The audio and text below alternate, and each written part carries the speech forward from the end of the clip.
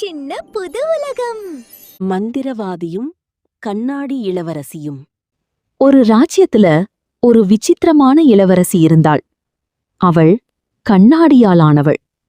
யாராவது அவளை தொட்டால் அவர்களின் மனதில் இருக்கும் உண்மை அவளின் உடலில் பிரதிபலிக்கும். அதனால் அவளை யாரும் எளிதாக அணுக முடியவில்லை. ஒரு நாள் ஒரு அழகான இளவரசன் வந்தான். அவன் சிரித்தான். அவன் கையை நீட்டினான். அவள் அமைதியாக பார்த்தாள். அந்த கணத்தில் அவளின் கண்ணாடி உடலில் தெரிந்தது. இவளை மணந்து இந்த நாட்டையே நான் ஆள்வேன். அவள் எதுவும் சொல்லவில்லை.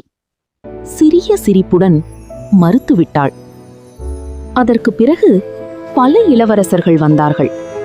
ஒவ்வொருவரும் அழகு, வலிமை, பெருமை. ஆனால் அவர்களின் மனதில் ஒரு கருப்பு எண்ணம் இருந்தது. பொறாமை, பெருமை, சுயநலம்.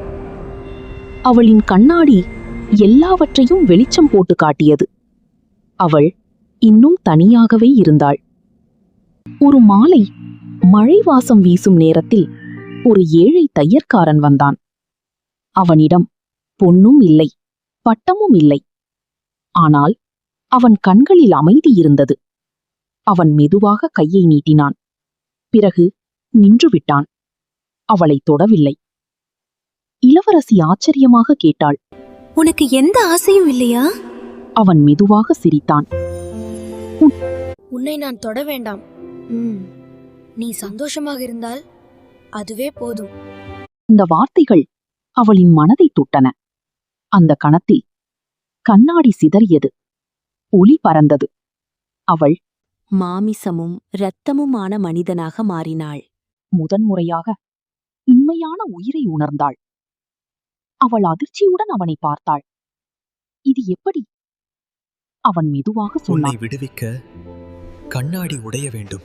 அது ஒரு சுத்தமான மனசு வந்தால்தான் நடக்கும். அவள் புரிந்து கொண்டாள். அவன் ஒரு சாதாரண ஏழை இல்லை.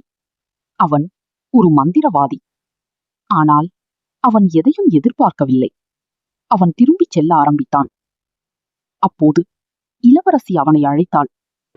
இப்போ நான் உன்னை தொடலாமா?